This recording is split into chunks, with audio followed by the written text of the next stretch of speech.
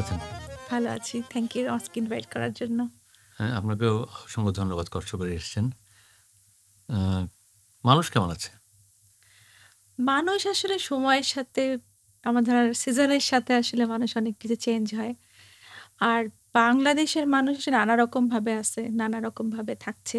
আমরা তো যেহেতু মেন্টাল হেলথ নিয়ে কাজ করি মনের জায়গাটা থেকে।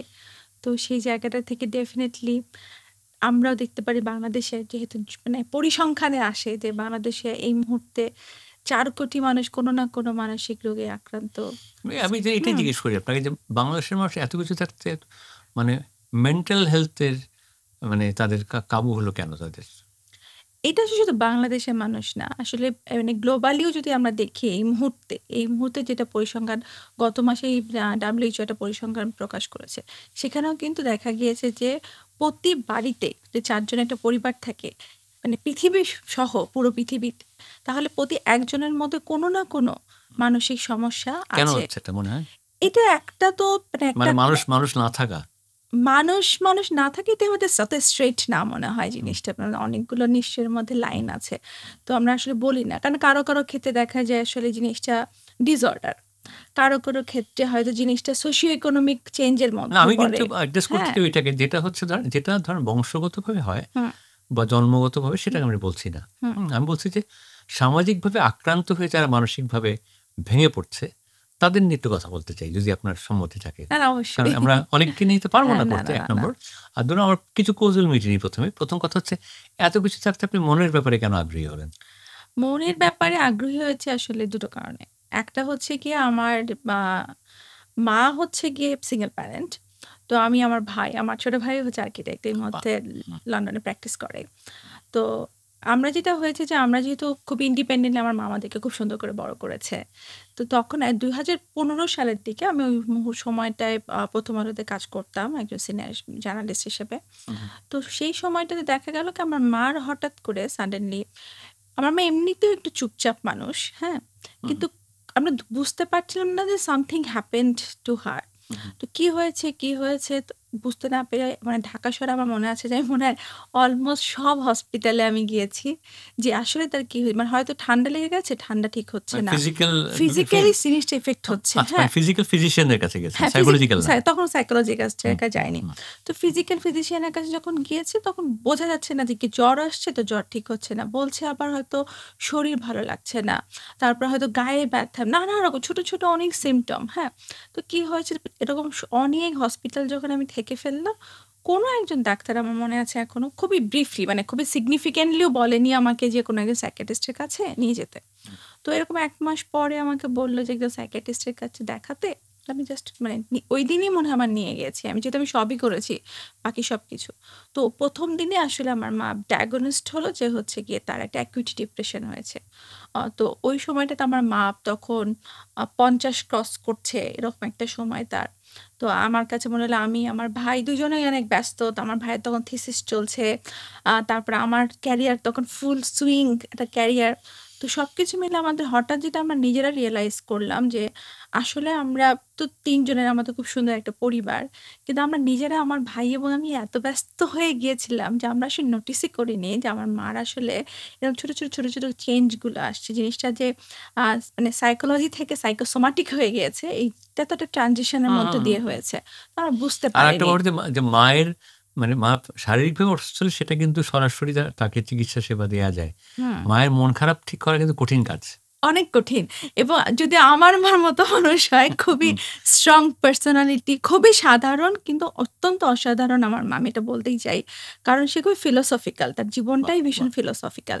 তো সে কারণে না আমরা ভাবছি কি নরমালি বোধহয় চুপচাপ যেহেতু সে একটু, এই কারণেই চুপচাপ না। পরে যাই হোক যেটা হলো পরে আমরা সাইকিয়াট্রিস্ট এর একদম পরামর্শ মতো একদম আমরা আমাদের জীবনযাপনকে ১ম এ বদলালাম। আমি এবং আমার ভাই। যে আমরা আসলে আপনার মা এখন কেমন এখন আছেন? খুবই ভালো আছে বাহ! এবং বাহ! আমরা সেই জার্নিটা আসলে কমপ্লিট করতে পেরেছিলাম এবং ওভারকাম করতে পেরেছিলাম ১৪ মাস ধরে। হ্যাঁ? হুম, ফাইনালি আমরা হুম। এই অ্যাকুইট ডিপ্রেশন থেকে আমার মা বের হলো এবং কোন রকম স্লিপিং পিল লাগলো না। আর বাহ! সবকিছু বাহ! ঠিকঠাক মানে হয়ে কি গেল। আমি আমার হ্যাঁ, জায়গা থেকে আমার মা অসুস্থ ছিলেন। আমি পুরোপুরি পারিনি এই কাজটা করতে। যদিও উনি ফিজিক্যালি সিক ছিলেন। কিন্তু আমিও আমার মানে আপনার এই যে করেছেন সন্তান হিসেবে কাজটা করেছেন, আমি কৃতজ্ঞতাই জানাই আপনাকে। থ্যাংক ইউ হ্যাঁ, সেজন্য। তো তো ওইটাই আসলে আমাকে ওইটা ১ম মানে রিয়ালাইজেশন দিল যে হচ্ছে আমি এমন একটা জায়গা করতে চাই। কারণ ২ টা জিনিস ওখানে হয়েছে। একটা হচ্ছে যে আমার আসলে ওই সময়টাতে মনে হয়েছে যে আমি তো আমি বড় সন্তান আমার ফ্যামিলির, হ্যাঁ? হুম, হুম। তো আমি বড় সন্তান, আমার নিজের কিছু রেসপন্সিবিলিটি আছে। আমি একটা ফুল ফ্লেজার তখন অনেক রেসপন্সিবিলিটি চাকরি করতাম, কাজ করতাম। তো সেইখানে আমার আসলে ওখানেও অনেক আমার ডে টু ডে পারফর্ম করে এবং আমি ওখানে যেহেতু খুবই বেস্ট এমপ্লয়ি ছিলাম, তো সারাক্ষণই আমার নিজের কাছে কাজটা মনে তো হতো যে আমি সারাক্ষণ ভালো খুবই করতে স্বাভাবিক, স্বাভাবিক। চাইতাম। আবার একই সাথে আমার অ্যাজ এ মানে বড় সন্তান মেয়ে, আমার একটা আলাদা ডিফারেন্ট রোল এন্ড রেসপন্সিবিলিটি আমার ফ্যামিলিতে কিন্তু আমরা আছে। অনেকগুলো শব্দ চলে এসেছে, কিন্তু একটা হচ্ছে হ্যাঁ, দায়িত্ব। এই যে বললেন আপনি, মানে আমি যেটা বিশ্বাস করি যে আসলে যখন দায়িত্ববোধ উপলব্ধি হয়, তখন মানুষ দায়িত্ববোধ নিয়ে চিন্তা করে। দায়িত্ববোধ যদি স্পর্শ করে ভেতরে, তখন মানুষ নিজের ভূমিকাটা ভাবতে শুরু করে। হ্যাঁ, এইটা সামগ্রিকভাবে আপনার কাছে কি মানে এই দেশের মানুষের কেমন মনে হয়? কেন কথাটা বললাম? কারণ আজকে সকালবেলা এটা মাঝে মাঝে শুনি, ওই যারা একটু বয়স হয়েছে ওরা বলে যে আমাদের পুরো জাতিটা একটা মিথ্যের মধ্যে বেঁচে আছে, তোদের কোনো ট্রুথফুল কোনো এক্সিস্টেন্স নাই। আপনার কি মনে হয়? আমার কাছে আমি আসলে খুবই ব্রাইট সাইডটা দেখতে চাই তো। এটা যেহেতু কি মন গড়া নাকি সত্যি সত্যি দেখেন? না, সত্যি, সত্যি দেখি। ওকে, কারণ আমি এটা দেখতে চাই। কারণ একটা হচ্ছে এক্সাম্পল দিব কিন্তু জিজ্ঞেস করি পরে। কারণ হচ্ছে কি আমি তো অনেক মানে ইয়াংদের সাথে কাজ করি, হ্যাঁ? তো ওদের কাছে যখন আমি ওদের সাথে অনেকটা সময় কাটাই, আমরা অনেক নতুন, নতুন টেকনোলজি নিয়ে কাজ করি, নতুন, নতুন ইন্টারভেনশন নিয়ে কাজ করি যেটা মানসিক স্বাস্থ্যের জন্য দিতে পারি কিনা। অনেক রকম ওয়াইল্ড আইডিয়া আসে। সব আইডিয়া যে আমরা ইমপ্লিমেন্ট করতে পারি তা কিন্তু না। কিন্তু যখন আমি তাদের সাথে থাকি আমার কাছে অনেক মানে আমি নিজে অনেক মোটিভেটেড ফিল করি। এটা একটা বড় ব্যাপার। কারণ আমারও তো অনেক মোটিভেশন কিন্তু ওটা লাগে। তো ধরেন কুড়ি কেবল যাচ্ছে ওরা, কিন্তু আমাদের তো ওরাই তো সব না। জাতিগতভাবে আমাদের যারা আমাদেরকে চাপিয়ে দেয়, হুম, তারা হুম। তো তাদের মধ্যে এই কোয়ালিটি তো নেই। যাদের নিয়ে কথাটা বলেছে, আপনি হ্যাঁ। ধারণা করতে পারছেন যে আমাদের ধরেন যারা নিয়ন্ত্রণ করেন, হুম, যারা আমাদের ছায়ার মধ্যে বসে আছেন, ধরেন আপনার মা বলে আপনি তাকে নিয়ে যেতে পেরেছেন, চিকিৎসা করতে পেরেছেন। হুম, কিন্তু হুম। আমার তো মনে হয় যে আমাদের দেশের সিনিয়র সিটিজেনদের মধ্যে অধিকাংশই মানসিকভাবে তারা অসুস্থ, এবং বললে ভীষণভাবে ক্ষিপ্ত হয় তারা। আমি ঠিক অসুস্থ শব্দটা বলতে চাই না। কারণ হচ্ছে গিয়ে অসুস্থ মানে ভালো নেই বলতে। না, আমি অসুস্থ বলতে চাই না। না, অসুস্থ কারণ আমি তো হচ্ছে ধরলাম ভালো নেই ধরেন। হ্যাঁ, কারণ মানে নানা রকম কারণে তারা ভালো থাকে না। হ্যাঁ? আমি তাদেরকেও পুরোপুরি দোষ দিতে চাই না। কারণ হচ্ছে গিয়ে আমি আমি যখন কিন্তু দোষ দিয়ে বলছি না। না মানে সেজন্য আমি অসুস্থ শব্দটা বলতে চাই না। ওকে, হ্যাঁ। কারণ হচ্ছে এতে তাতে মানুষ অনেক স্টিগমাটাইজড হয়ে যায়। হুম, হ্যাঁ? হুম। যে আসলেই মনে তার হয় মানে আপনি কি অনেক কৌশলী হয়ে গেছেন এখন? না বুঝে শুনে কথা কৌশলে বলেন। আমি কথা বলার ধরনই এরকম। আচ্ছা, ঠিক আছে, ওকে। কারণ হচ্ছে কি কারণ মেন্টাল হেলথ এর শব্দটার সাথে মানুষকে খুব তাড়াতাড়ি মানুষ ট্যাগ করে। মানে একটা করে লেবেল করে ফেলে। মানে পাগল মনে করে। পাগল করে। যেমন ভাবে পাবনা, যে যেমন পাবনা কখনোই আসলে অন্য কোনোভাবে ব্র্যান্ডিং হতে পারল না। একদম সত্য কথা। আরো বাম অনেক কিছু আছে। তারপরেও হয়নি। মানে পাবনা বাংলা করে হ্যাঁ, ফেলছে। হ্যাঁ, আবার এক্সাক্টলি। ধরেন যে মানে আমার যদি মন খারাপ হয়, আমি ধরেন যে আপনাকে এসে ধরেন সাপোজ বললাম যে আমার আজকে মন খারাপ। তাতে যদি আরেকজন মানুষ শুনে ভাবে যে আমি মানসিকভাবে অসুস্থ। তো এই যে জিনিসগুলোর সাথে লেবেল করে দেয় মানুষকে, তখন মানুষ যখন অসুস্থ থাকে তাতে সে আরো অনেক বেশি ডিমোরালাইজড ফিল করে। এইজন্যই আসলে আমি ইনটেনশনালি মানসিকভাবে অসুস্থ শব্দটা যদি আসলেই অসুস্থ হয় সেটা তো আলাদা কথা। হ্যাঁ? কিন্তু যেটা না, তো ফলে আমি ওই জায়গাটা ওইটা তো আসলে আমি এটা বলতে খুব চাই একটা না। এক্সাম্পল দিয়ে আপনাকে প্রশ্ন হ্যাঁ। করি তাহলে। একটা ছোট বাচ্চা। হুম। বাচ্চাটা একটু গোমড়ামুখ এবং বাবা-মা খুব তাকে নানা কায়দা করে ফ্যামিলির সবাই মিলে তাকে হাসানোর চেষ্টা করছে। বাচ্চাটা হাসছে, ছবি তুলে রাখছে। সবাই খুব উৎফুল্ল, বাচ্চা দেখো কি একেবারে কি চমৎকার হাসি তার। এই বাচ্চাটা বড় হতে শুরু করলো। ও ৭, ৮, ৯ বছর বয়সে গিয়ে যখন একটু হাসলো, এই বেয়াদব খালি হাসে।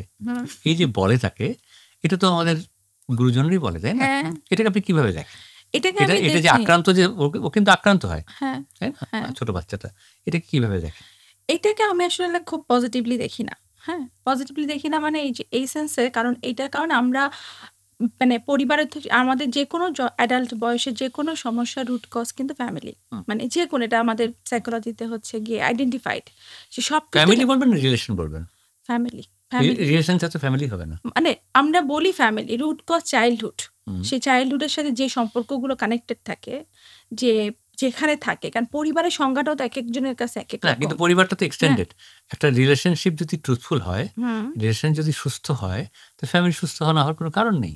না, এটা আসলে ডিফারেন্টলি। কারণ আমার ওইখানে একটু আমি বলি। কারণ হচ্ছে ধরেন ফ্যামিলি তো ধরেন অনেকে দেখা যায় যে আমি আমার কথা যদি বলি, আমার তো বাবার সাথে আমাদের কোনো যোগাযোগই হয়নি। হ্যাঁ? তো আমরা তো পুরাটা আমার মাকে নিয়ে বড় হয়েছি। আমি অনেক মানে কিন্তু ছোটবেলা থেকে প্রথমে বড় তো হতে একটা সময় আমি হ্যাঁ, বিশ্বাস করতে পছন্দ করি হ্যাঁ, যে বাবা-মা তাদের পারস্পরিকের চমৎকার সমঝোতা ছিল, ভালোবাসা, যে কারণে পৃথিবীতে আসছে। হ্যাঁ, হ্যাঁ। তারপর তারা কোনো কারণে একসাথে থাকেনি, কি হ্যাঁ, হয়েছে হ্যাঁ। সেটা অন্য বাস্তবতা, হ্যাঁ, তাদের হ্যাঁ। ব্যাপার। হ্যাঁ, হ্যাঁ। কিন্তু আমি কোনো না কোনোভাবে তাদের যৌথ চেষ্টায় পৃথিবীতে এসেছি। সেটা ঠিক আছে। কিন্তু বড় হওয়ার সাথে, সাথে যখন আমাকে সোসাইটি শেখাইছে যে পরিবার মানে সবাই মিলে থাকতে হবে। কিন্তু আমি যখন শিখে ফেলেছি যে আমি, আমার ভাই এবং আমার মা, সেটাই আসলে আমাদের সুন্দর পরিবার। হ্যাঁ? তো ওইখানে আমি যে ভ্যালুস বাবারা কি গুলো ভিলেন শিখেছি, তার মানে? না আমি এটা বলতে চাই না। কারণ ওইটা একদম ডিফারেন্ট কেসেস। হ্যাঁ? ওইটা তো আমি আমার কথা বলতে পারি। কারণ সবার জীবনে যে সবাই সবকিছু হবে তা কিন্তু না। তাই না? তা আমরা তো তাহলে ব্যাপারটা কিভাবে নিই? একটা হচ্ছে আপনার ব্যক্তিগত অভিজ্ঞতা, হুম, আপনি ঢুকলেন এর মধ্যে, সেটা একটা বিষয়। হুম, আপনি বলতে চাইলে অবশ্যই বলতে পারেন হুম, সেটাতে। আমার খুব কৌতূহল কি যে আমরা যাচ্ছি কোথায়? কেন মনে হচ্ছে? কারণ ধরেন, টু বি ভেরি ফ্র্যাঙ্ক, এই যে কিছু ভাল লাগছে না, আ কি করব জানি না, এবং আমি মনে করি এনার্জি প্রচুর আছে। আপনি যাদের কথা বললেন, ইয়াংদের প্রচুর এনার্জি আছে। কিন্তু ওদের খাদ্যাভ্যাস বলি, জীবনচর্চা, ওভারঅল কালচার, বিহেভিয়ার, এবং এত বেশি বিদ্বেষের মধ্যে থাকে, অবিশ্বাস বিদ্বেষের মধ্যে থাকে। কম বেশি সোশ্যাল মিডিয়া দেখলেই বোঝা যায় আমরা কিন্তু খুব একটা সবাই মানে রেডি হয়ে আছে কখন কাকে কিভাবে দায়ী করা যায়, কখন কাউকে থিপ করা, কাউকে পিটানো যায়। হ্যাঁ? তো এরকম একটা একদিনে তো হয়নি জিনিসটা। না। হ্যাঁ? দিনে, দিনে হয়েছে, এবং কঠিন লালসা আমাদের। প্রচণ্ড লোভ আমাদের সবকিছু পেতে চাই। আমি যদি এক্সাম্পল দিয়ে বলি, সবাইকে প্রশ্ন করি, যে ধরেন বিশেষ করে আমি দেখি যখন এই বুফে ব্রেকফাস্টে যাওয়া হয়, হুম, হুম। মানে আমাদের জাতিগত একটা বৈশিষ্ট্য, সবাই অনেক বেশি খাবার নিয়ে ফেলে। ১২-১৩টা পরোটা নিয়ে ফেললো। মানে এগুলো কেন? এবং আপনি দেখেন আমাদের আর্কিটেক্টরা যখন মানে জমি ছাড়, মানে নিয়ম কানুন আছে না যে এটুকু জায়গা ছাড়তে হবে না, কেন ছাড়বো? মানে এইটা কেন হলো?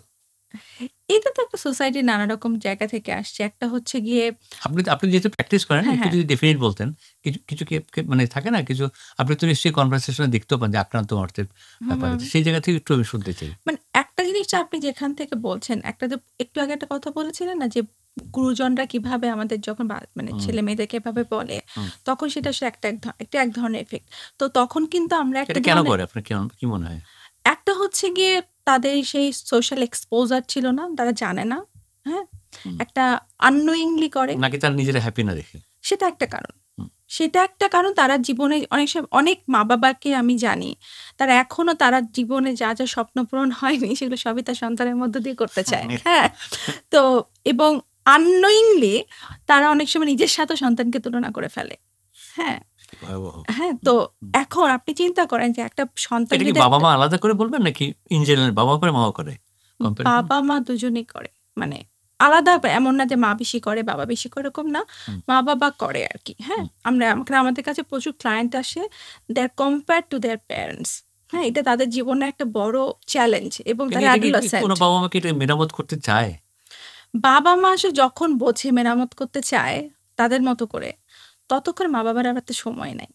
হুম। মানে তো জীবনের শেষ কথাটাও বলে গেল, যেটা উচিত ছিল করতে পারলাম না। যে ব্যাপারটা কি এরকম? মানে মা-বাবার সময় নেই। তারা চায়। তা না হলে তো তারা আমাদের কাছে পর্যন্ত নিয়ে আসতো না। হ্যাঁ? তারা সাপোর্ট করতে চায় তাহলে ওই আপনি কি সময়টাতে। বলবেন যে আমাদের দেশে একটা উপলব্ধি দিবস হওয়া উচিত বছরে কয়েকবার? উপলব্ধি প্রতিদিন হওয়া উচিত। আচ্ছা। উপলব্ধি হ্যাঁ, উপলব্ধি সেলফ সকালে রিফ্লেকশন দিনে কয়েকবার। দিনে কয়েকবার হওয়া উচিত। বাহ! এটা ভেরি গুড। আমি মনে করি। হ্যাঁ, হ্যাঁ। বিশেষ করে রাতে ঘুমাতে যাওয়ার আগে একবার তো হওয়াই উচিত। হ্যাঁ, তাহলে হয় কি নিজের আচার ব্যবহার, নিজে কি ভাবলাম, কি করলাম নিজের সাথে এবং অন্যের সাথে, হুম, হ্যাঁ, ইনক্লুডিং ফ্যামিলি, সারাউন্ডিংস, তাহলে এটার একবার না বোঝা যায় যে আসলে আমি কি করলাম। Thank you. যারা হ্যাঁ, শুনছে তাদের আমি মনে করি যে এটা একটা খুব, খুব ভালো কথা বলেছেন, এবং বিশেষ করে এটা কিন্তু শুধু নিজে করা না, মানে বাসায় বাচ্চা-কাচ্চা থাকলে তাদেরকেও শেখানো দরকার এটা। অবশ্যই। মানে একটা হচ্ছে যে আমি শরীরটাকে পরিষ্কার পরিচ্ছন্ন করলাম। কিন্তু মনটাকে পরিচ্ছন্ন করা যে কতখানি গুরুত্বপূর্ণ বিষয়, আমরা কিন্তু সেটা একেবারেই নজরদারি করি না। স্পেশালি এখনকার যাদের সাথে আমি মানে অনেক কমনি কথা হয়, তাদেরকে আমি দেখি যাদেরকে স্পেশালি ইয়াং হোক বা ওদের মেইন ক্রাইসিসটা কি থাকে? আপনি যদি একটু বলেন, আ শেয়ার করেন। একটা তো ধরেন যে যারা আপনার একটু মেইন যারা আছে তারা মানে কিরকম বয়সের? আমাদের ২ ধরনের গ্রুপে আমরা হয়। একটা গ্রুপ অফ পিপল হচ্ছে যারা একদম প্রফেশনাল, ধরেন যে এ আর্লি ক্যারিয়ার এজ হয়েছে। Age group? Age group 26 to around ধরেন যে 40, এইটার ওকে। গ্রুপ একটা গ্রুপ। এটা যারা আমাদেরকে পে অনেক করে আমাদের মানে সার্ভিস নেয়। বিভিন্ন প্রতিষ্ঠানের সাথে যারা যুক্ত থাকে। এটা আমাদের মূলত মেইন কাজ। অর্গানাইজেশনগুলো তাদের হয়ে পে করে। আরেকটা হচ্ছে গ্রুপ অফ পিপল যারা হচ্ছে স্টুডেন্ট, ইয়াং পিপল। হ্যাঁ? তো ১ম টার ইস্যুগুলো কি থাকে? প্রথম মেইন ইস্যু? প্রথম তার main issue definitely workplace relationship. হ্যাঁ? এবং দ্য পার্সোনাল রিলেশনশিপ। কোনটা বেশি প্রাধান্য দেয়? Always personal. মানুষ পার্সোনাল রিলেশনশিপে হ্যাফাজার্ড হলে অন্য কোনো কিছু ফিক্স করতে পারে না। গোড়ায় গন্ডগোল। হ্যাঁ, মানে ওইখানে যদি যখন মানে ইস্যু কোনো কিছু হয় বা নিজের সাথে মানে কি ধরনের ইস্যু সেটা? মানে স্যাটিসফ্যাকশন নাই, হচ্ছে না, 2-4 মিনিট এরকম একটা ব্যাপার? 2 ধরনের। যারা ধরেন একদম ক্যারিয়ারের শুরুতে যাচ্ছে, অনেক সময় সে তার ডিজায়ার কাজটা করছে না। আচ্ছা।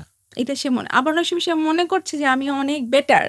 হ্যাঁ, কিন্তু আসলে আমাকে দিচ্ছে না। দুর্ভাগা। হ্যাঁ, তো আমাকে নোটিস করছে না। হ্যাঁ, এটা একটা মানে আনফুলফিলমেন্ট। এটা প্রফেশনাল জায়গা থেকে। এটা প্রফেশনাল না, পার্সোনাল জায়গাতে। এখন ধরেন যে এটা কোথা থেকে আমরা আইডেন্টিফাই করেছি, যখন যে ছোটবেলা থেকে যার কোনো ভ্যালিডেশন ছিল না, খুব বেশি অ্যাপ্রিশিয়েটেড হয়নি তার জীবনে। মানে কেন? স্কুলে, ফ্যামিলি না, কোথায়? বন্ধুদের মধ্যে? সব জায়গায়। ফ্যামিলি অ্যাপ্রিশিয়েট করে না তাকে? অ্যাপ্রিশিয়েট কি সব ফ্যামিলি করে? হ্যাঁ, সব করে। ইয়েস। সব ফ্যামিলি কি কাজের জন্য অ্যাপ্রিশিয়েট করে? সব ফ্যামিলি কি বলে যে তুমি অনেক ভালো, অনেক ভালো, তুমি যা করেছো তাই ভালো? এগুলো তো বলে না। আমার উল্টো বলে যে আমরা ছোটবেলায় তোরা কি করিস। হ্যাঁ, বা আমি যেভাবে চেয়েছিলাম তুমি তো সেভাবে করো না। এটা তো কোনো নেভার এন্ডিং প্রসেস থাকে কারো ক্ষেত্রে, মেজরিটি ক্ষেত্রে। এটা ভয়াবহ। হ্যাঁ, তো এইটা যখন থাকে সে তো সারাক্ষণ নিজেকে সেলফ ডাউট করে বড় হয়। যখন একটা মানুষ নিজেকে মানে থাকে সারাক্ষণ একটু কম আত্মবিশ্বাস, নিজেকে সারাক্ষণ হচ্ছে কেউ কিছু বললেই তখন সে মনে করে ও আচ্ছা তাহলে মানে মিররে দেখছে না, কিন্তু দেখছে এবং সেটা অন্যের চোখে দেখছে, নিজের সাথে তার কোনো কানেকশন নাই। জাজমেন্ট করছে। হ্যাঁ, নিজের সাথে অন্যের যার সাথে জাজমেন্ট করছে, অন্য তাকে যেভাবে লেভেল করছে, সে অন্য যদি বলে তুমি কম পারো তাহলে সে ধরে দেয় যে কম পারি। অন্য যদি বলে যে, এবং সে সারাক্ষণ অন্যের কাছে ভ্যালিডেশন খুঁজতে থাকে। তারপরে কি যখন সে সম্পর্কে জড়াচ্ছে ভাবছে ওর কাছ থেকে সেটাও পাচ্ছে না। মানে আপনার যদি নিজেরই কোনো ফুলফিলমেন্ট না থাকে, হ্যাঁ, নিজের সাথেই কোনো যে কানেকশন না থাকে, আপনি কিভাবে আর একজন মানুষের সাথে কানেকশন তৈরি করবেন? হ্যাঁ, তখন তো সেটা আপনার মানে পার্সোনাল। এটা তো একটা বয়সে পৌঁছানোর পর সলভ হয়। এটা কারো ক্ষেত্রে হিল হয় যদি হিলিংটা স্টার্ট করতে পারে। আবার কারো ক্ষেত্রে কেউ স্টাক ফিল করে। ধরেন যে আমরা অনেক মানুষের সাথে কাজ করি যারা অনেক সিসুট লেভেলে কাজ করে। আমার একটা কিউরিওসিটি হচ্ছে, বলেন, যখন সম্পর্ক নিয়ে কথা বলে তখন কি একসাথে যায় না একা যায়? বেশিরভাগ ক্ষেত্রে ফার্স্ট একা আসে, এন্ড দেন যখন বলা হয় যে হচ্ছে গিয়ে মানে নিড দ্য আদার পারসন, তখন আসে। হ্যাঁ বাবা, আমার ধারণা ইগোতে না যাবো না। না আসে। ইন্টারেস্টিং। কারণ মানুষ তাহলে তো আমাদের জাতিগত উন্নয়ন হচ্ছে আমাদের। এই জন্য ব্রাইট সাইড দেখতে পাই। এটা অবশ্যই একটা অবশ্যই এই জন্য ব্রাইট সাইডটা দেখতে পাই। যে সেক্ষেত্রে যদি এমন হয় যে প্যারেন্টস এবং চাইল্ড যদি হয়, সেক্ষেত্রে কি হয়? এখন আমাদের ক্ষেত্রে যেটা হয় যে প্যারেন্টস ইউজুয়ালি মানে ছেলে মেয়েদেরকে নিয়ে আসে। বাচ্চা না, একটু বড় বলছি, বড় বাচ্চা যদি হয় 18-19, তখন বাবা মার সাথে কথা বল সামনে?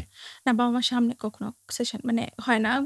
দুই ভাবে হয়। একটা হচ্ছে যদি ফ্যামিলি সেশন হয় দেন তখন আর শুরু। কিন্তু যদি মানে ক্লায়েন্ট হয়, আমরা ক্লায়েন্ট বলি, যদি ক্লায়েন্ট হয় আমাদের যেই সন্তান, তাহলে ফার্স্ট সন্তানের সাথে বসা হয়, সন্তানের কনসেন্ট নিয়ে বাবা মার সাথে বসা হয়। আমার একটা সিরিয়াস এক্সপিরিয়েন্স হয়েছে। এটা হলো কি, আমি তো নর্মালি বাড়িঘর করলে আমি একটা কোশ্চেনের রেখে দিই যে সে কি চায়, মানে এবং কন্ডিশন সবাইকে দিতে হবে, মানে ইচ অ্যান্ড এভরি ওয়ান ফ্যামিলির। তো একটা ফ্যামিলির মেজো মেয়ে, ওর মেমোরেবল, এবং ও কিন্তু ইউনিভার্সিটি প্রায় শেষ করে ফেলেছে।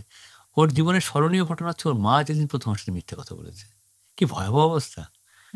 হ্যাঁ, আমি চিন্তা করলাম, আমি বললাম, ও বলে ফেললো, জেনে ফেললো, কিন্তু এরপরের রিয়াকশনটা তো ভয়াবহ হবে। মানে এই একটা ব্যাপার। আমার একটু কিউরিওসিটি যে আসলে আমি যেহেতু দেশের বাইরে টুকটাক একটু কাজ করা শুরু করেছি, আমি দেখলাম যে অন্যান্য দেশে যেটা হয় যে যারা বিশেষ করে আমি যদি যেমন আমি ইন্ডিয়াতে যেগুলো কাজ করছি, দেখা যাচ্ছে যে ওদের ফ্যামিলিগুলো যেভাবে কানেক্টেড, ওরা কিন্তু ওই রেসপেক্টের জায়গায় বলি, কোনটা কার সামনে বলা যাবে কোনটা বলা যাবে না, আবার অ্যাটিটিউডও শো করে না। কিন্তু আমাদের মধ্যে এই জিনিসটা অনেক কম, কোনো না কোনো কারণে হয়েছে। তো এই জায়গাটা আমি ওই প্রশ্নটা না করলে হয়তো আমার সেই মেয়েটা লিখতেও না কখনো জীবনে। তো আমি কথাটা এভাবে বলবো যে ধরুন আপনি যেটা করছেন, যারা হয়তো রিয়েলাইজ করছে তারা যাচ্ছে আপনাদের কাছে হয়তো বা সাপোর্টের জন্য, কিন্তু জাতিগতভাবে কি আমরা তাহলে অমীমাংসিত পুরো সবকিছু সার্বিকভাবে মনে হয়?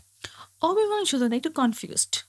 না, ধরেন ট্রাফিক থেকে শুরু করে যদি আমি ইমিগ্রেশন বন্ধু যাই, তো অনেক তো চ্যালেঞ্জেস, প্রচুর চ্যালেঞ্জেস। আমাদের হোপটা তাহলে কোথায়? হোপটা তো ওই যে ওই প্রতিদিন যে খুঁজে, খুঁজে নেওয়া ছোট, ছোট জিনিসের মধ্যে হোপ। হ্যাঁ? কারণ হচ্ছে কি তা না হলে তো আমি সারাক্ষণ একটা gloomy environment এর মধ্যে থাকবো। তার যদি মানে আমি এটাকে বানানো একটা আনন্দ? না বানানো আনন্দ কেন হবে? বানানো আনন্দ দিয়ে কি সাস্টেইন করা যায়? সেটা প্রিটেন্টিভ হবে।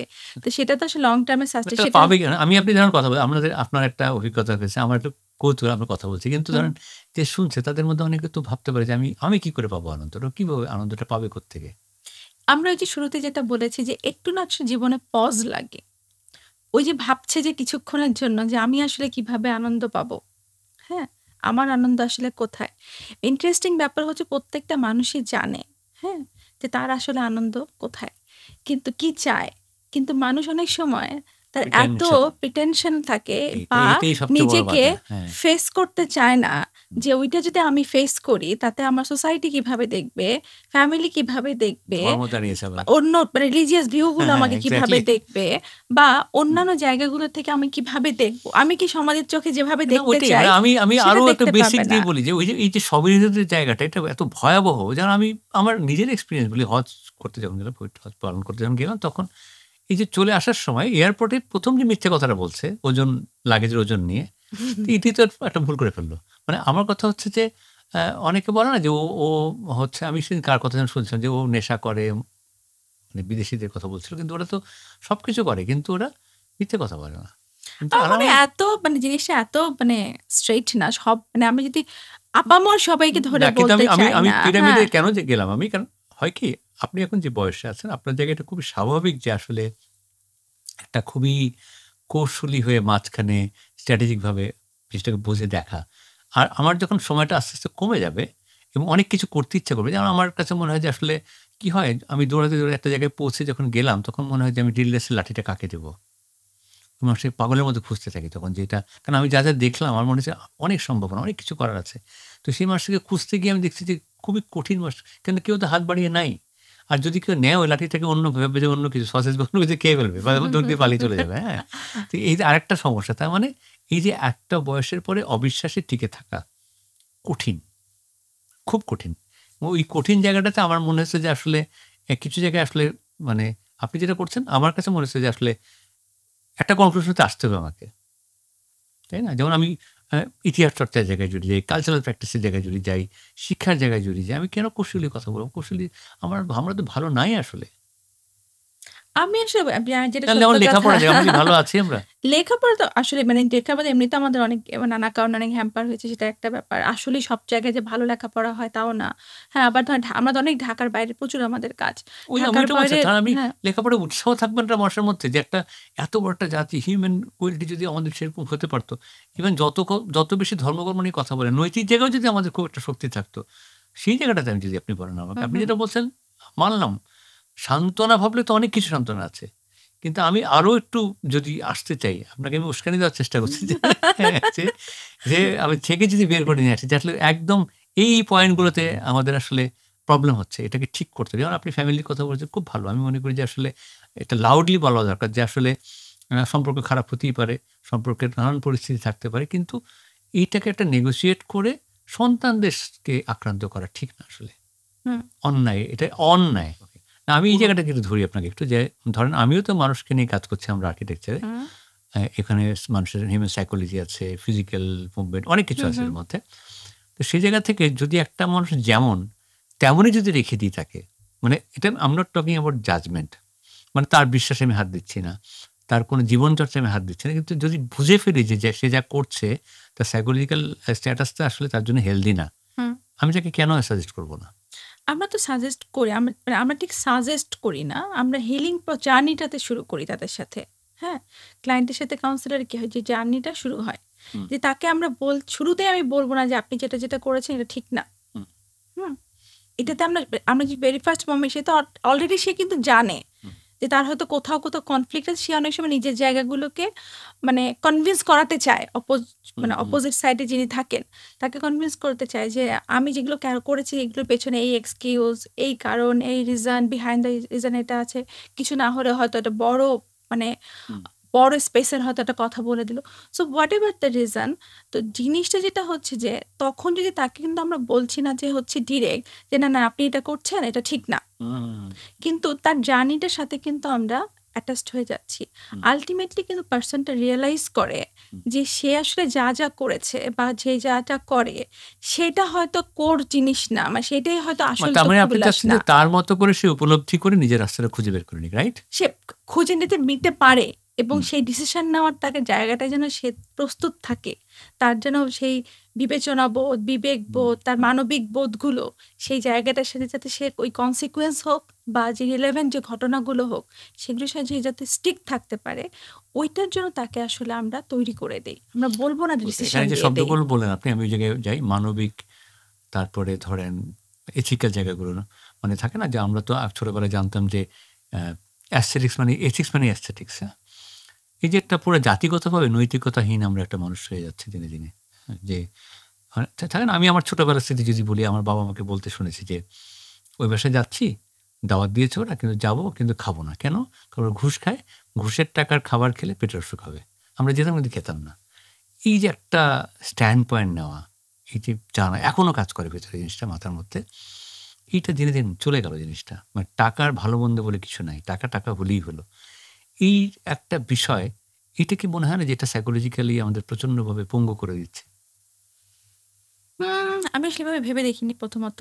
হুম, হ্যাঁ? আর দ্বিতীয়ত জিনিসটা হচ্ছে আপনার কাছে মনে হতে পারে কৌশলী উত্তর। বাট হুম, সেটা না। জিনিসটা হচ্ছে যে এখন তো বললাম তো সোসাইটি এত র‍্যাপিড চেঞ্জ হয়েছে। আপনি যেটা বললেন যে আগে ঘুষ নেয়াটাকে বা দেয়াটাকে ২ টাকেই মনে হতো যে এটা একটা খারাপ কাজ। সোসাইটি আসলে র্যাপিড চেঞ্জ হয়নি কিন্তু। সোসাইটি আগের মতোই আছে। হ্যাঁ। মানুষগুলো একটু সার্কাস্টিক হয়ে গেছে। বেসিক ব্যাপার তো সার্কাস্টিক। তাই। আমাদের এমন কিছু কিন্তু হয়নি। আমরা কিছু লোক পলিটিক্যাল ফায়দা লোটার জন্য ধর্ম নিয়ে কনফ্লিক্ট করে। কিছু লোক পলিটিক্যাল মানে তার দখলবাজির জন্য মনে করে। কিন্তু আমজনতা যা ছিল তাই আছে। তারা বরং ওই দেবদাসের মতো করে বা অন্য দেবদাসও তো কিছু আর আমি খেয়েছে। তো আমজনতার সাথে থাকি সেজন্য মনে হ্যাঁ, হয় সেটা। আমি কিন্তু আমজনতার আসলে তো ব্যাপারটাই ধরতে পারি। আমি কিউরিয়াস কোনটা নিয়ে যে এই যে বুড়োদের যে ভণ্ডামিটা, আমি কনসার্ন যেটা আমি সরাসরি বলি যে বয়স্কদের যে ভণ্ডামোটা একটা দেশের ৫০ বছরের এর মধ্যে যা খেলা তারা খেলে ফেললো। একেবারে ১২টা বাজিয়ে দিয়ে দিল। হ্যাঁ? মানে প্রত্যেকটা জিনিসের। শিক্ষা ব্যবস্থা থেকে শুরু করে অর্থনৈতিক সব জায়গাতে। ওই জায়গাতে কনসার্ন যে এটা কিভাবে সাইকোলজিক্যালি এফেক্ট করে ফেললো বাচ্চাদেরকে। That is very important. আর সবচাইতে বেশি ইম্পোর্টেন্ট যেটা আমার কাছে মনে হচ্ছে এখন, যে এই বাচ্চাগুলো যখন বড় হয়ে যাবে, সম্পর্ক নিয়ে তারা কিভাবে ভাববে? এটা নিয়ে আমি শেষ করতে চাই আপনার সাথে যে প্রেম, ভালোবাসা, মায়া, হোয়াটএভার দ্য সম্পর্ক, যে বন্ধুত্ব যেটাই হোক না কেন, একটা পিউরিটি থাকে, অদ্ভুত একটা জিনিস থাকে। এটা তো আমি মনে করি না যে আসলে এতটা স্বার্থকেন্দ্রিক হয়ে গেছে এখন। যেটা হয়েছে ইন্সপিরেশনটা কমে গেছে। ট্রাস্ট ইস্যু অনেক। ট্রাস্ট ইস্যু কখন হয়? যখন প্রতারণা বেড়ে যায়। আমি যদি নিজের সাথে প্রতারণা আমার বেড়ে যায়, আমি মানুষের সাথে প্রতারণা করতাম, তখন আমার মোটেও কার্পণ্য করবো না আমি, রাইট? এইটা রিজন কী হতে পারে? আমি কয়েকটা কারণ আপনাকে বলি। যেমন ধরেন আমাদের এন্টারটেইনমেন্ট, এইটা আসলে আ কেউ দায়িত্ব পালন করেনি। যাদের করার কথা তারাও করেনি। পত্র-পত্রিকা এরা তো একেবারেই করেনি। কারণ যেগুলো নিষিদ্ধ সেগুলো নিয়েই কথা বলে সব বেশি। তাই না? যেগুলা নায়িকাদের ছবি নাহলে পত্রিকা বিক্রি হবে না, তারা তো তাই করতে থাকে। কোনো মানে আমরা যেরকম ছিলাম না আসলে। তাই না? সো এই যে অনেকগুলো ফ্যাক্টর আছে এখানে, স্কুলিং বলি, ফ্যামিলির সবকিছু মিলে একটা অদ্ভুত রুদ্ধশ্বাস পড়া আমি মনে করি যে একটা সময় দিয়ে পেরিয়ে যাচ্ছি আমরা। তো এই জায়গাটাতে এসে আপনার কাছে মনে হয় যে আপনার কাছে যারা যায়, যারা সম্পর্ক নিয়ে যায়, মানে প্রেম ভালোবাসা বলি আর সেটা মানে অ্যারেঞ্জ হোক, নিজেরা উদ্যোগ নিয়ে যেতেই হোক না কেন, অমীমাংসিত থেকে যাচ্ছে অনেক ক্ষেত্রে। আমরা হুম। দেখছি যে আসলে প্রেম ভালোবাসা ঝগড়াঝাটির বেশি হচ্ছে, আসলে কনফ্লিক্ট বেশি হচ্ছে। এটা কি আমাদের জাতীয় রাজনীতির ইনফ্লুয়েন্স, সোশ্যাল ইনফ্লুয়েন্স, না কেন? বা কোথায় মানে গন্ডগোলটা কেন হচ্ছে জিনিসটা? এটা কি আ জেন্ডার ইয়ের কারণে? কোত্থেকে শুরু হলো এটা? আ আমার যেটা পার্সোনালি মনে হয় সেটা হচ্ছে সোশ্যাল ইনফ্লুয়েন্স অনেক এখানটায় কাজ করে আরকি। জাজমেন্টাল। জাজমেন্টাল একটা জায়গা। আরেকটা যেটা হচ্ছে কি আপনি বললেন না যে মানে সম্পর্কগুলোর জায়গাগুলোর ক্ষেত্রে একটা তো নিজের সাথে বা নিজের হ্যাপিনেস। এখন ধরেন যে আমি আবার নিজের জায়গাটা নিয়ে আমরা অনেক সময় বলি না যে সেলফ কেয়ার, সেলফিশনেস না। সেটা যেমন ঠিক। আবার এতই আমি নিজের ব্যাপারে সেলফ সেন্ট্রিক, হ্যাঁ? হয়ে যায়। এত নার্সিসিস্টিক সিম্পটম আমার মধ্যে যে আমি আর আশেপাশের কারো ভালো অহংকার। অহংকারের থেকেও নিজের ব্যাপারে অনেক অবসেসড। ওকে, ওকে। হ্যাঁ? সো নিজের ব্যাপারে মানে আমি এত যা বলেছি এটাই ঠিক। আমি যা বলেছি এটাই ঠিক। আমি আমাকে ছাড়া আর কাউকে দেখতে পাই না। হ্যাঁ? তখন তো আমি যখন আমাকে ছাড়া কাউকে দেখতে পাই না, তখন আমি কি করে আরেকজন মানুষ আমার কাছে কি ইমোশনাল জায়গাগুলোতে আমার যেটা হচ্ছে শেয়ারিং থাকবে বা দেনা পাওয়া থাকবে, সেটা তো কোনোটাই আসলে আমি কোনো দেখতে পাবো। প্রেসক্রিপশন আছে? খোলা খোলা প্রেসক্রিপশন যে কি করবে তারা? একটা কাজ তো অবশ্যই করা, যেটা আমি মানে বিশ্বাস করি এবং আসলে সাইকোলজিক্যালি করা উচিত। আরেকটা মানুষকে শোনা, মানে কথোপকথন। কথোপকথন শোনা। কি বলছে এটা একটু শোনা। আমরা কাউকে যদি না শুনি না। বলতে চায়? মানুষ তার যেকোনো যেটা সে চায় আরেকজন মানুষ থেকে, যেটা সে ডিজায়ার করে, চায়, আকাঙ্ক্ষা, স্বপ্ন যাই হোক, যেটা সে আরেকটা মানুষের সাথে যদি কানেক্টেড থাকে সম্পর্কের জায়গায়, কোনো না কোনো সিম্পটমে, হুম। কোনো না কোনো ভাষায় তাকে সেটা সে বলেই, হ্যাঁ? এখন এবং আমার বোঝার ক্ষমতা নেই, তখন কি করবে? তখন জিজ্ঞাসা করবে। তো বলবে জেরা, আমাকে জেরা করা হচ্ছে। আপনি কিভাবে জিজ্ঞাসা করছেন সেটার উপর ধরনটা নির্ভর করছে। এবং এইজন্য কনভারসেশন হওয়া খুব জরুরি। আমরা কনভারসেশন করি না। মানে সেটা মৌখিকভাবে হোক, চোখে চোখে কথা হোক, যেভাবে যেভাবে হোক না কেন। এর কনভারসেশন করাটা জরুরি। এবং কনভারসেশন করার সময় আমি যেটা ভাবছি সেটাই ঠিক, আরেকজন যেটা বলছে সেটাই ভুল। এই এবং এটার মধ্যে একটা আমরা একটু ভাবতে পারি এভাবে না, যে ধরেন কনভারসেশন বলতে বলতে সারাদিনের সমস্ত কাজ শেষ করে ঘুমোতে যাওয়ার আগে তখন দিনে সব পাওয়া না পাওয়া নিয়ে কথা বলতে বসলে হিসাব ব্যাপারটা নিকাশ আমি বিষয়টা দেখি যে এরকমই পার্কে না। হাঁটতে গেলে একসাথে দম্পতিকে হাঁটতে দেখি না, খুব কম। প্রেমিক প্রেমিকা খুব কম দেখি, তারা জঙ্গল টঙ্গলে বসে থাকে, খুব অল্প অল্প দেখা যায়। আর একসাথে হাঁটাহাঁটি করেই না। তো আমার কাছে অ্যাক্টিভিটিস লাগে কিছু। Activities লাগবে, তারা সেটা যেটাই হোক না, সাঁতার কাটা হোক, আর সেটা বই পড়া হোক, ছবি দেখতে যাওয়া হোক, অ্যাক্টিভিটিস লাগে প্রচুর পরিমাণে। এটা হলে পরে বোধহয় অটোমেটিক্যালি একটা কনভারসেশন ফ্লো চলে আসে সেটা বোধহয়। একটা আসো সময় দেয়া। হুম। সম্পর্কে আমরা বলি, আগে খুব আমরা বলতাম যে কোয়ালিটি টাইম দেওয়া। আজকাল আমরা খুব বলি যে মাইন্ডফুল টাইম দেওয়া। হ্যাঁ, মাইন্ডফুলি থাকা ওই সময়টাতে। মাইন্ডফুলি মানে আমি মানে মানসিকভাবে উপস্থিত থাকবো সেখানে। মানসিকভাবে ওই সময়টাতে আমি আপনার সাথে যদি ৫ মিনিট কথা বলি, আমি ৫ মিনিটে শুধু আপনার সাথেই থাকবো। এখন এটা শুনলে অনেকে বলে যে বলা খুব সহজ, করা কঠিন। কারণ ওই যে তার ভিশন তো ফিক্স করা নেই। মানে সে তো তার মাথায় ৪০টা চিন্তা। তার হয়তো কথা বলছে একজনের সাথে, কিন্তু মাথায় আরেকটা ইমেজ কাজ করছে। এইজন্যই তো আমরা বলি যে, যেহেতু সবাই বলে যে করা কঠিন। এখন আমি অনেকগুলো হয়তো টিপস অ্যান্ড ট্রিকস দিতে পারবো। যে আপনি যেমন বললেন যে আপনি সাঁতার কাটতে যান, মুভি দেখতে যান। এখন বলবে যে আমার তো মুভি দেখতে ভালোই লাগে না। হ্যাঁ? এর কারো কাছে মনে হবে যে হচ্ছে এটা আবার টাকা নষ্ট। হয়তো কেন টাকা নষ্ট করব মুভি দেখে? হ্যাঁ, দরকার নেই, থেকে বাসায় বসে বসে মানে ভাত খাই একসাথে। এটাই হচ্ছে আনন্দ। হ্যাঁ? তো এখন ধরেন সেটাও আনন্দ সে খুঁজে নিতে পারে। এখন সবার হয়তো সেটা সে করতে পারে না, চায় না। কিন্তু at least আমি যখন হাজার চিন্তা, হাজার টেনশন, এটা তো আমার দিনে প্রতিদিনই থাকে। কোন দিনে থাকে না সেটা? হ্যাঁ, হয়তো খুব কম দিনে থাকে। হয়তো আমি যেটা খুব ভালো আছি সেরকম কম দিনগুলোতে হয়তো আমার অনেক এক্সাইটমেন্ট কাজ করছে, বা এতই খারাপ আছি যে আমি আর কোনো কিছু ভাবতেই পারছি না। এইটা ছাড়া আমি আরেকজন মানুষকে ৫ মিনিট, ১০ মিনিট, ১৫ মিনিট, ২০ মিনিট কিন্তু আসলেই শুনতে পারি। যদি আমি আসলে এটাকে প্রায়োরিটি দিয়ে থাকি। এবং আমি মনে করি শুধু শোনার চাইতে বলার উদ্যোগটাও নিতে হবে আসলে। মানে শুনলে আপনি যদি আরেকজনকে খুব অ্যাক্টিভ লিসনিং করেন, শোনেন, তখন কিন্তু আপনি তার বডি ল্যাঙ্গুয়েজ কিরকম, অনেকে বলতে চায় না, এটাও দেখেছি। অনেকে বলতে মানে বলার উৎসাহটা, যে শোনার উৎসাহ লাগবে, বলার উৎসাহ লাগবে, দুইটাই লাগবে আসলে। আপনি যখন কাউকে অ্যাক্টিভ লিসনিং করবেন, অ্যাক্টিভ লিসনিং করা মানে কিন্তু এরকম না শুধুমাত্র শুনছে। আমি আপনার পাশে বসে থাকলাম, আমি আপনার বডি মুভমেন্ট দেখছি, ওইটাও শোনা। কিন্তু আমি তো এত সময় না আমার নোটিস করার আরেকজন মানুষকে। তার মানে ব্যাপারটা হচ্ছে যে আমি যখন আরেকজনকে আমি কিছুটা গুরুত্ব দেব, সম্মান করব, শ্রদ্ধা করব, তখন সেটার মধ্যে একটা আসলে সত্যিকার অর্থের ওটা একটা অর্জন। হ্যাঁ, তো আমরা যদি এইভাবে কনক্লুড করি যে একদম শুরু করেছিলাম আমরা বাচ্চাদের নিয়ে, যে আসলে বাচ্চাদের যদি সত্যি সত্যি সুন্দর দেখতে চাই ভবিষ্যতে, আমাদের তাদের সাথে তাদের প্রতি যে আমাদের দায়িত্ববোধ, আপনি যে উপলব্ধির কথা বললেন, সেই উপলব্ধিটা আসলে প্রতি মুহূর্তেই হওয়া দরকার। যে আমি এটা এমন ব্যাপারটা আমাকে কেউ চেঞ্জ করছে, কিন্তু আমাকে কোনো না কোনোভাবে একটা জায়গায় ভাবতে হবে যে না, আমার বোধহয় মানে আমরা থাকি না, আমরা স্নান করার সময় আমরা যেভাবে নিজেকে পরিচ্ছন্ন করি, ইনফ্যাক্ট নামাজ পড়ে তারা নিজেকে অজু করার সময় যেভাবে করে, এইভাবে নিজেকে একটু শুদ্ধ করার যে চেষ্টা, এটা আমাদের খুব জরুরি একটা ব্যাপার, রাইট? হ্যাঁ, আমরা বলি যে বাসায় যখন আমাদের বিন থাকে, যেটা আমরা ডেইলি কিন্তু আমরা ময়লা ফেলে দিয়ে আসি। কারণ ওখান থেকে অনেকদিন রেখে দিলে কিন্তু ওখান থেকে গন্ধ বের হয়, দুর্গন্ধ বের হয়, রাইট? মনটাও কিন্তু এরকম। আপনি যদি লেয়ারে লেয়ারে ফেলতে থাকেন এবং সেটা তখন ওই যে সোসাইটি তখন সেটাতে এফেক্টেড হয়ে যায়। সেটা শুধুমাত্র তখন নিজের থাকে না, রিলেশনশিপে থাকে না, হুম, হ্যাঁ? তখন সেটা সোসাইটি সেটাতে আসলে তখন সেইটার আক্রান্ত হয়ে যায়। এইজন্য আমরা বলি যে আসলে এই জায়গাটা খুব জরুরি।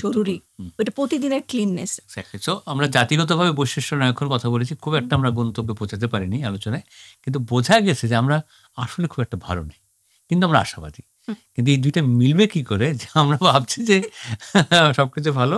কিন্তু এটা একটা আইরনি বলব আমি না ওয়ান কাইন্ড অফ। সবকিছু ভালো সেইটা না। কিন্তু হুম। ধরেন যে আবার একেবারে তো না আপনি ক্লিন দেখেন। হুম, নৈতিকভাবে আমরা কিন্তু মানে ভীষণ রকম বলে না অনেকে একটু যে নাজুক পরিস্থিতিতে আছি। হ্যাঁ, কিন্তু এটাও ঠিক, আবার এটাও ঠিক যে হচ্ছে গিয়ে কিন্তু আমরা উদ্যোগ যদি একটু, একটু করে নিতে চাই, যেমন আপনি আপনার মতো করে নিচ্ছেন।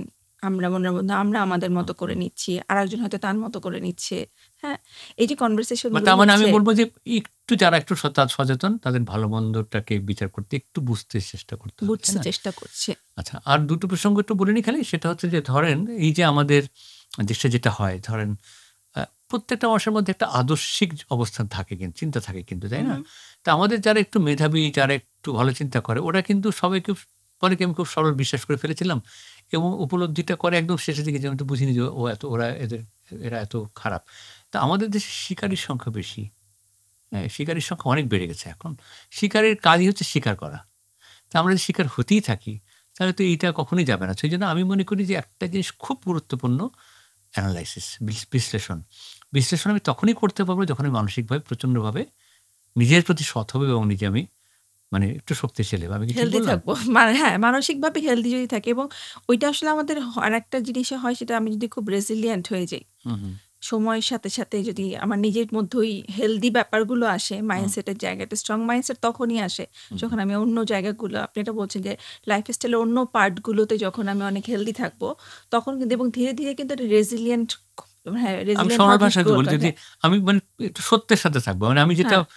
বিশ্বাস করি সেটার সাথেই আমি আছি। আমি নিজের সাথে কখনো আমি লুকোচুরি খেলছি না, না, তাই তো? হ্যাঁ, মানে ওইটা একটা থাকা এবং আসলেই সবকিছুকেই যে থাকে না যে মানে আমার আমার আদর্শিক মতামতের সাথে যদি আপনার আদর্শিক মতামত না মেলে, তাতে যে আপনি খারাপ আমি ভালো, এই জায়গাটাতেও আমার মনে হয় তবে যে আমার কাছে মনে হয় আমি বৃহত্তর আদর্শের কথা বলেছি। পার্সোনাল হুম, আদর্শ না। হুম, বৃহত্তর কিছু আদর্শ থাকে না? হুম, হুম, হুম, সোশ্যাল হ্যাঁ, আদর্শ হ্যাঁ, সেটা হ্যাঁ, বলব। পার্সোনাল তো ডিফারেন্স থাকতেই পারে। হুম, হুম, হুম, কিন্তু আমাদের জাতীয় ঐক্য বলি বা হুম, আমাদের জায়গাগুলো। ওই জায়গাতে তো আমাদের একটা বৃহত্তর ঐক্যের জায়গাতে খুঁজতে হবে আমাদেরকে, তাই না? যে কোনটা ভালো কোনটা মন্দ সেটা নিয়ে যদি আমরা এখনো বেসিক মৌলিক জায়গায় যদি মারামারি করতে থাকি না তাহলে তো সেটা আর তো হবে। তাহলে তো আবার অন্য কাজগুলো আসে যে সেটাই। কাজগুলোতে আমাদের না ফোকাস করা তো দরকার সেটা হয়তো এইজন্য হবে বলা না। কারণ এখন বিশেষ করে যেটা হয়েছে ওই যে দেখেন নানান রকম পরিবর্তিত অবস্থা আসছে। তার মধ্যে ধর্মের ভীষণ ঢোল বাজতে শুরু করেছে। কিন্তু দেখা যাচ্ছে যে ধর্মচর্চার যে সত্যিকার অর্থে যেটা হওয়ার কথা সেদিকে আমরা যেতে পারিনি। বিশেষ করে নারীদেরকে যে চোখে দেখা হচ্ছে, শিল্পকলা বা অন্য অনেক কিছুকে যেভাবে পারফর্মিং আর্টসকে যেভাবে দেখা হচ্ছে, এটা এরকম ছিল না। কালচারটাই আমাদের সবচেয়ে বড় শক্তি, তাই না? তো সেইখানে আমি যদি দাঁড়িয়ে একদম শেষে যদি আপনাকে জিজ্ঞেস করি যে, যেহেতু সম্পর্কের জায়গাটা বললাম, সম্পর্কের জায়গাতে আমি তো দেখি যে মেয়েদের দাপট আগের চেয়ে অনেক বেশি কোনো ক্ষেত্রে। আবার তাদের বিকজ তারা এডুকেশনে এগিয়ে গেছে। অনেক জায়গায় তারা এগিয়ে গেছে। পার্সোনালিটিও তাদের বেড়ে গেছে এখন। তারপরেও তারা পেরে উঠছে না কেন? মানে কোথায় বাধাটা কোন জায়গায়? এটা কি সোশ্যাল এক্সকিউজ দিবে? নাকি ফ্যামিলিকে কাকে দেব এক্সকিউজ? আ এখানে ৩ রকমের বাধা আমি বলব। ১ম বাধা হচ্ছে গিয়ে অবশ্যই সোসাইটি একটা বাধা। কারো ক্ষেত্রে সবার ফ্যামিলি না।